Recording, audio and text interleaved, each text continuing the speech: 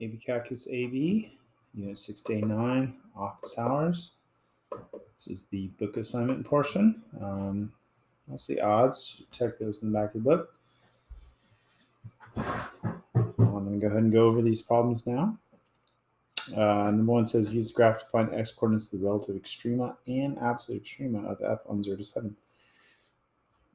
So they give you a picture. I'm going to recreate it real quick.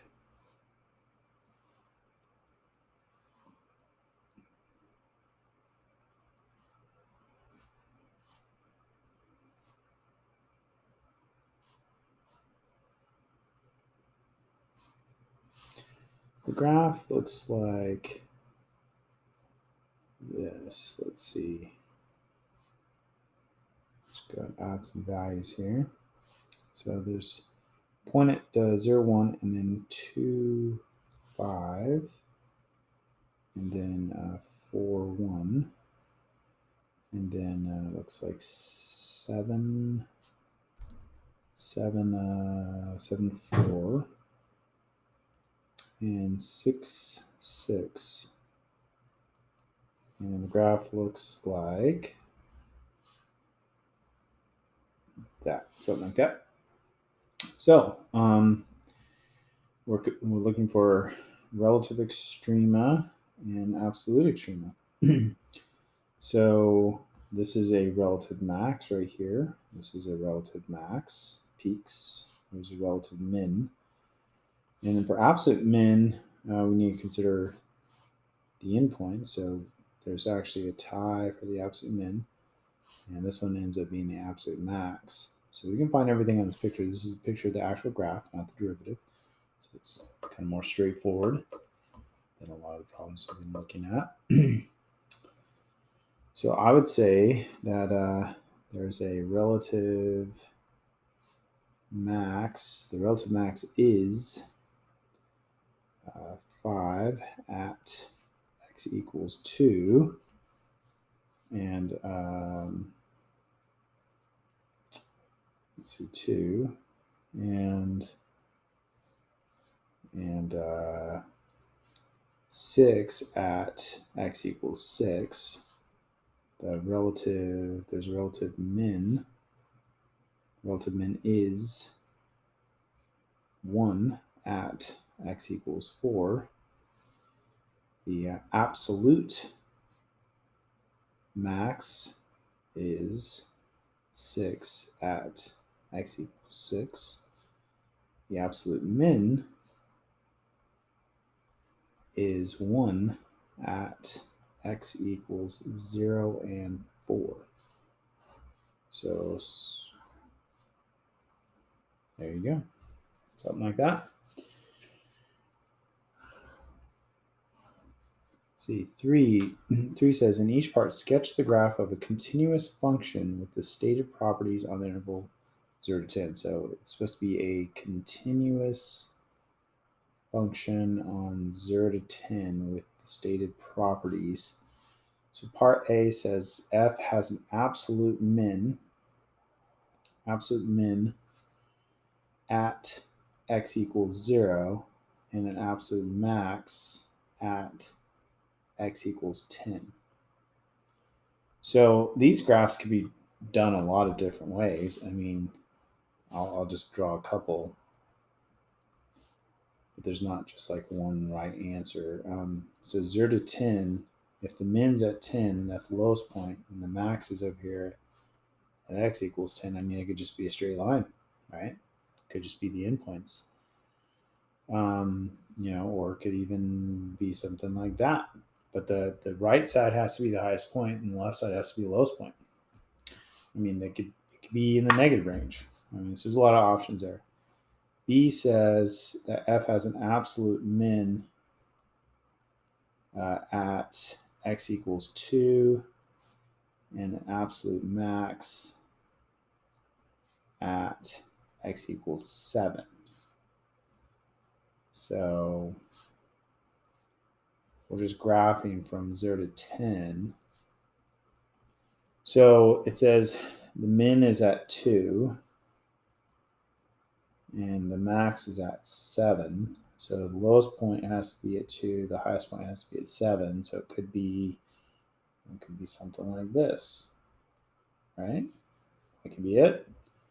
I mean, it could have a bunch of peaks and valleys. Just make sure the highest one is at 7 and the lowest one's at 2.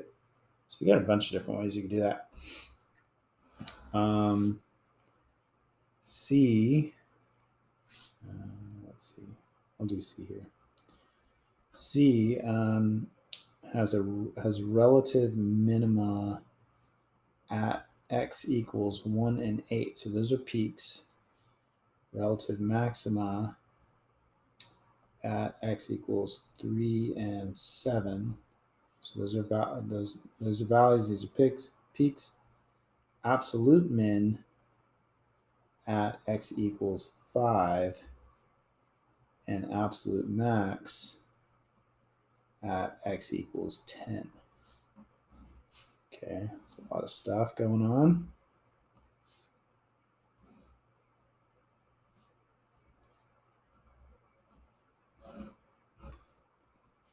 So let's see. Absolute max is at 10. The highest point's got to be on the right side. Absolute min's at 5, which I'm thinking that has to be a relative min too. So I mean, we could put it down here. It's just got to be the lowest point. Now, in the meantime, you have a min at 1 and a min at 8. So those are going to be values, and you have a peak at 3 and a peak at 7. So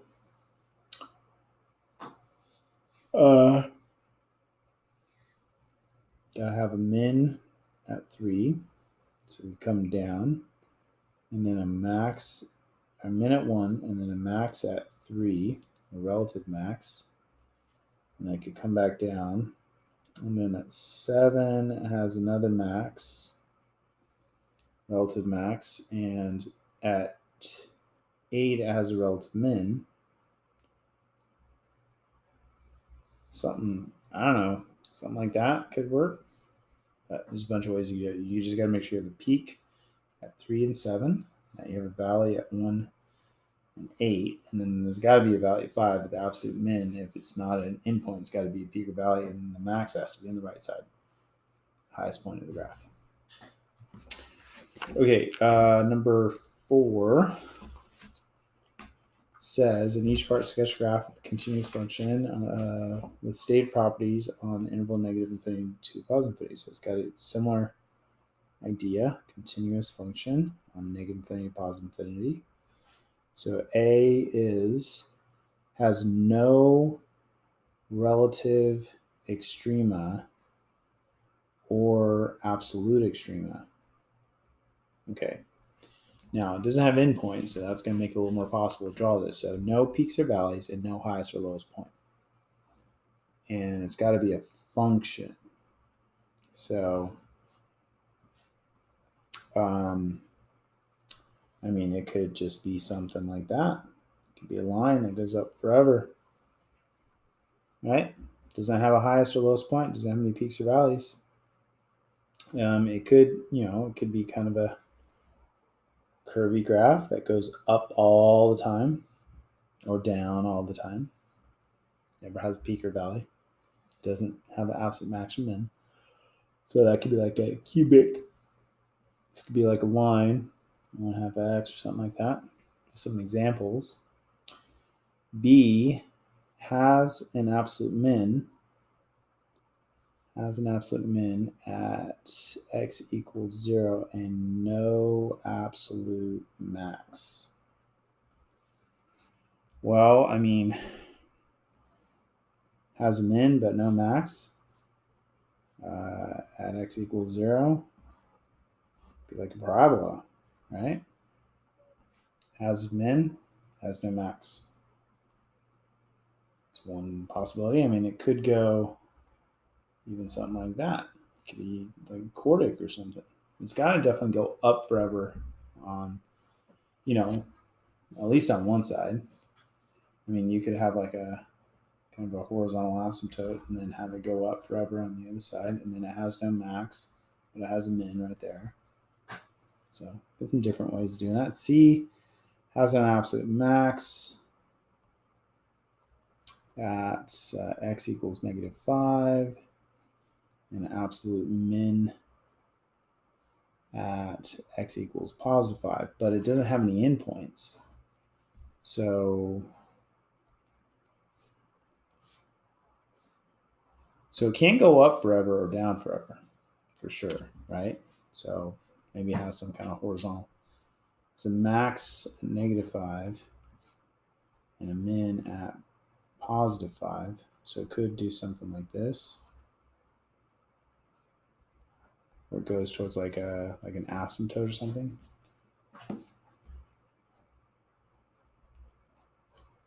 And the lowest point's at 5, the highest point's at -5.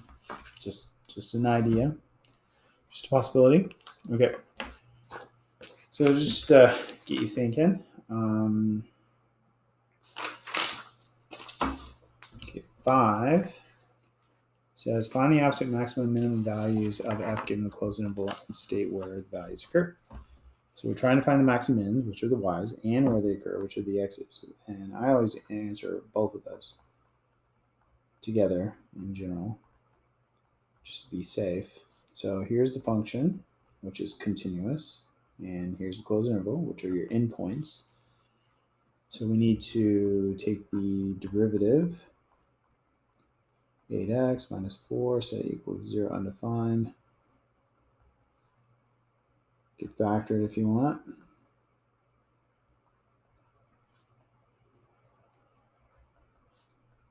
X equals 1/2. So that's your critical point. You got your endpoints up here. So you should do table and plug them back into the original function. So 0, 1/2, 1. If you plug 0 in here, you can get 1. If you plug 1/2 in, you're going to get 1 minus 2 plus 1, which is 0. If you plug 1 in, you're going to get 1. 4 minus 4 is 0, plus 1 is 1. So this is the min, and then we have a tie for the max at 2 different locations. It's only one max, only one min, but it can happen at multiple places. So we could say the absolute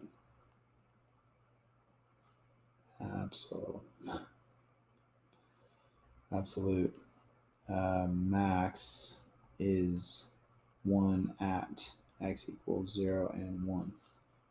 Absolute min is 0 at x equals 1/2. So those are good thorough answers. I'm not putting any justification in, but good answers, at least for the answer part. Okay, 7, same directions. So that is a continuous function, and we have closed interval, we have endpoints. So we got to take the derivative, 3 times x minus 1 squared times derivative what's inside is 1, so equal to 0 undefined. So x equals 1 is your critical point, but it is going to bounce, but I guess we don't even care about that because we're going to do a table. Plug them into the original function, 0, 1, 4. But because it is going to bounce, it's going to be a plateau, so kind of know that 1 isn't going to be our maximum, but we find anyways. That's -1, 0. That's 27. So here's your max. Here's your min. So we can say the absolute max is 27 at x equals 4. And the absolute min is -1 at x equals 0. So, all right, number 8.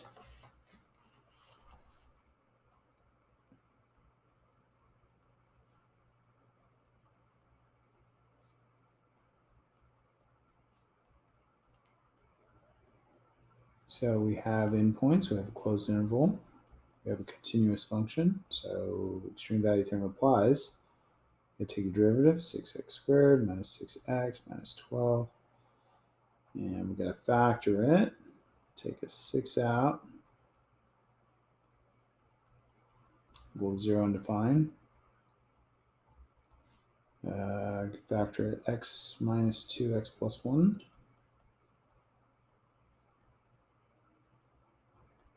So x equals 2 and x equals -1 are your critical points. So we're going to make a table. -2, -1, 2, and 3. I'm going to plug them back into the original equation.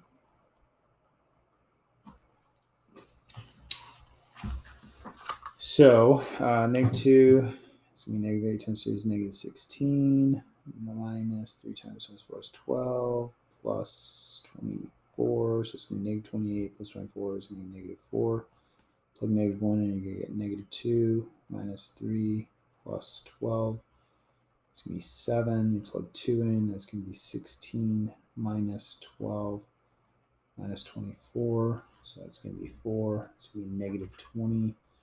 Plug 3 in, it's going to be 54 minus 27 minus 36.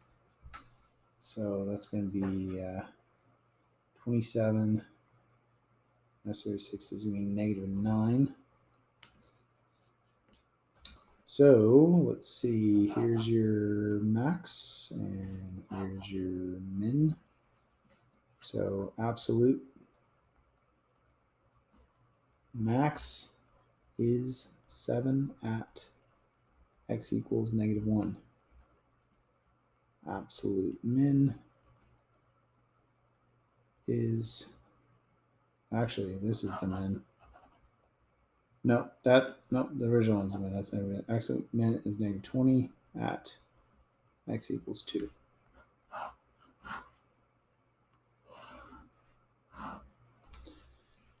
That's how we do EVT. Number 11. Let's get some trig in here. Now you guys must trig.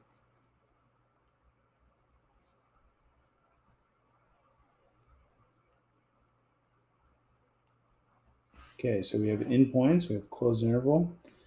X minus tangent x isn't a continuous function on its own. But from -π/4 to +π/4, it is. The tangent x graph looks like this, has all these vertical asymptotes. But between -π/4 to +π/4, it's continuous. Outside of that, you start to get vertical asymptotes. It's not continuous. So it's okay. It's continuous where we need it to be. So we're going to take the derivative. Derivative of x is 1. Derivative of tangent is secant squared. And we're going to set equal to 0 undefined. So that's going to be secant squared equals 1. Square root of both sides, plus or minus. Secant is 1 over cosine. So cosine x equals plus or minus 1.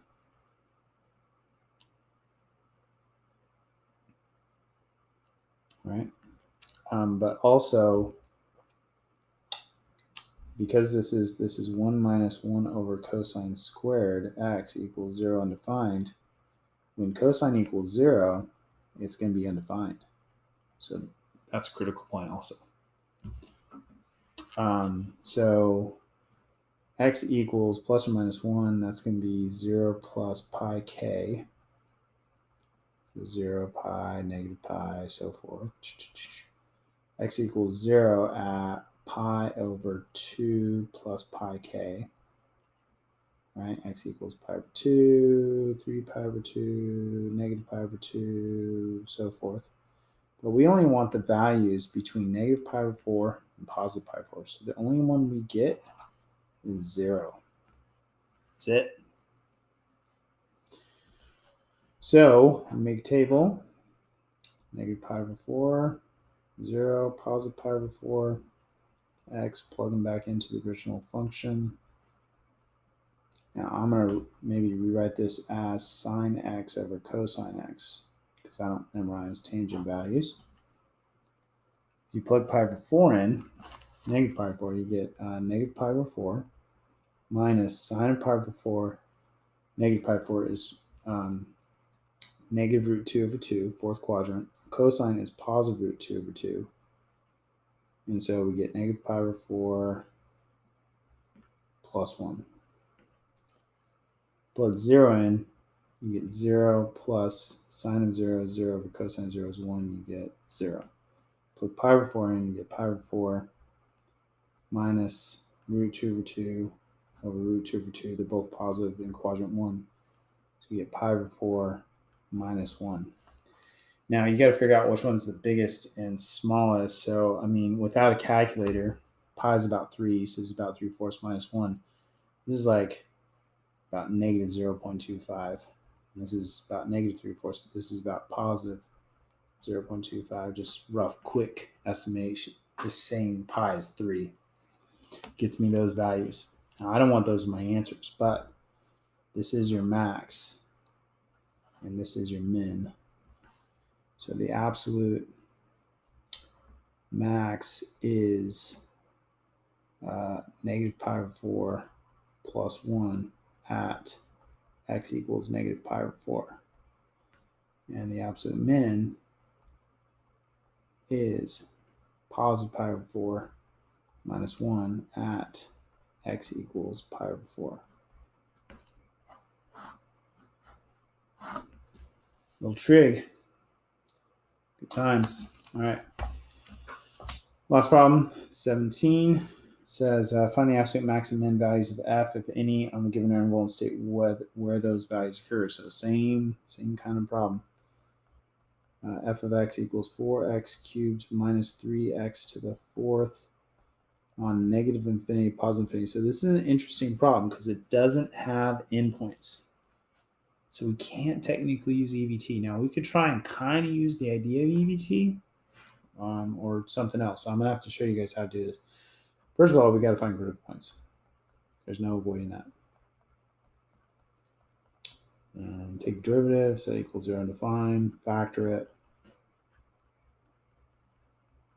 Factor out 12x squared.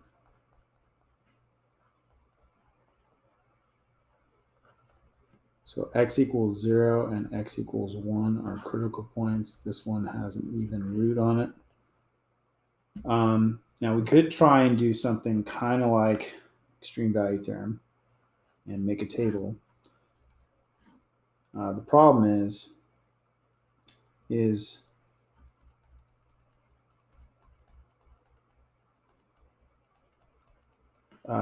have to say, well, the limit as x goes to negative infinity and the limit as x goes to positive infinity. I mean, that's you could try this. This might show you what the answers are. So if you go to negative infinity, you're going to get negative infinity squared. This is going to go to negative infinity. If you go to positive infinity, this is going to be positive infinity minus negative infinity. This is the dominant term, so it's going to go to negative infinity. The function is. Plug 0 in, you get 0. You plug 1 in, you get 1. So since these are going down forever, this is your max. There is no min because it goes down forever. Now, justifying that on a free response question, it's going to be a bit of work. So,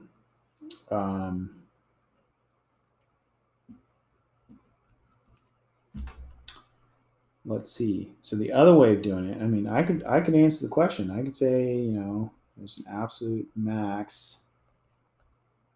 Absolute max is 1 at x equals 1, and I say there is no absolute min. I mean, I could answer the question, but justifying it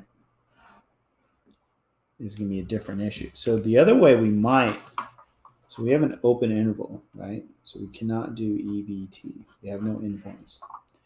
The other option is to try and use the first derivative test, which is not for absolute maxes and mins. It's for relative maxes and mins, but it might give you enough information. So we would find the critical points. We would test a point, x equals 2, which would make it all negative, positive, positive. So the graph is going up, the graph is going up, the graph is going down, increasing, increasing, decreasing relative max right here, no relative min. From this, you can tell the graph does keep going down forever. And since this is the only peak, and since the graph goes down forever on both sides, this has to be the absolute max, right?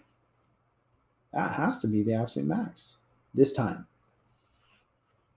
Now you would still need to plug the 1 back into the original function because you didn't do the table. I mean, that's another reason to do the table whenever you can do EBT.